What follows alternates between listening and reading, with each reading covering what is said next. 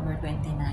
Holiday dito sa Hong Kong, day off namin. So, parang na-bored naman ako na ilang linggo na rin ako hindi lumalabas. So, ngayon, pupunta ako sa labas. Kain ako ng sinigang.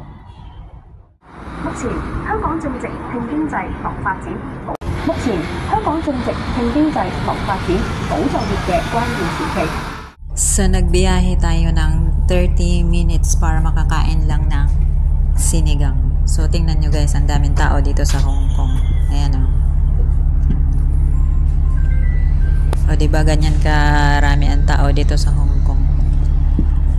Kahit saan kayo magpunta, marami kayong makikita na ano. Ayan o. O, diba?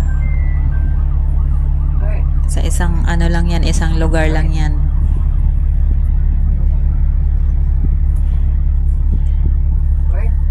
So, ayan. Mamaya-maya konti ay makakain na tayo ng sinigang.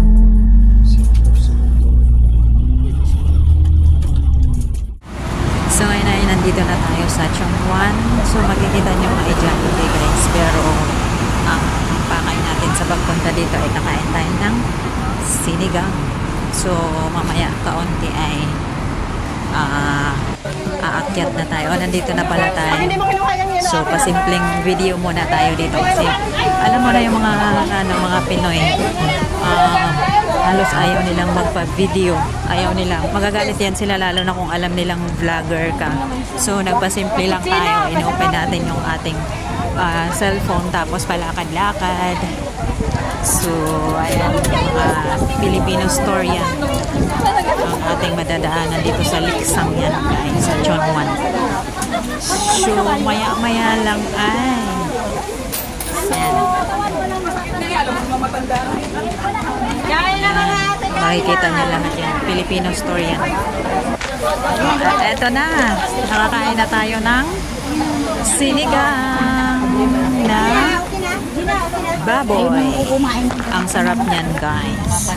Ukay na naman ako. So, hindi na naman natin naiwasan ang ating sakit. Nandito na naman tayo. Nag-ukay na naman tayo. O, diba? Na $50 na naman ako sa ukay-ukay lang. Oh my God. So, pagkatapos niyan, ayan o. Kasimpleng video na naman tayo dito sa entrance ng Filipino store dito sa Liksang. Dito pa rin tayo sa Chongwan. So, makikita nyo, yung ibang Pinoy ay meron silang nagpapagahe. Halo-halo yan. May mga LBC, may mga Yusen. Basta nandyan na. Ito naman yung mga yung mga katulad sa atin na nagtatambay lang dyan sa ilalim ng mga kung saan na ilalim. Basta ganyan tayo. So, ayun. At this point, pauwi na sana ako neto. Papunta na ako sa may terminal niyang bus pauwi sa bahay na tinitirahan ko, sa bahay ng amo ko. Ayan. So, palakad-lakad tayo. Pasimpleng video lang din kasi alam mo na yun, baka masita tayo. Mapahiya pa tayo eh. Yung ibang pa naman ang tatapang nila. Kahit na wala silang pakialam kung mapahiya ka. Basta iwas-iwas sa pagbablog. Kasi hindi lahat ng tao ay open-minded.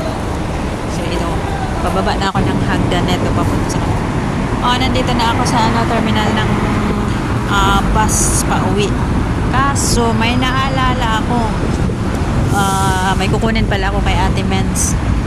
Tapos, bigla siyang nagyaya, punta daw kami sa dagat. So ako pumunta na ngayon.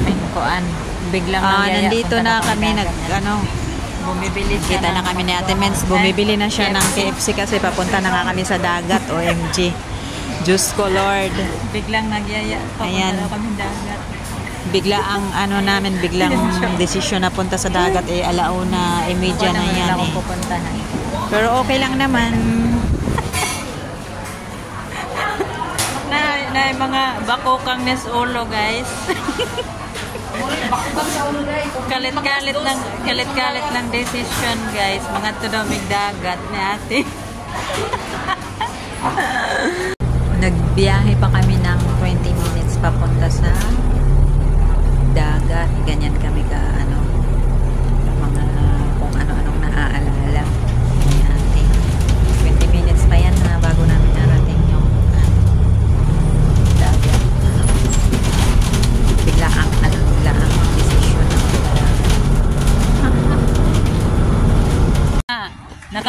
nakaabot na Miss Dagat. Ang mga taong gipang bakukang ang ulo na anas dagat.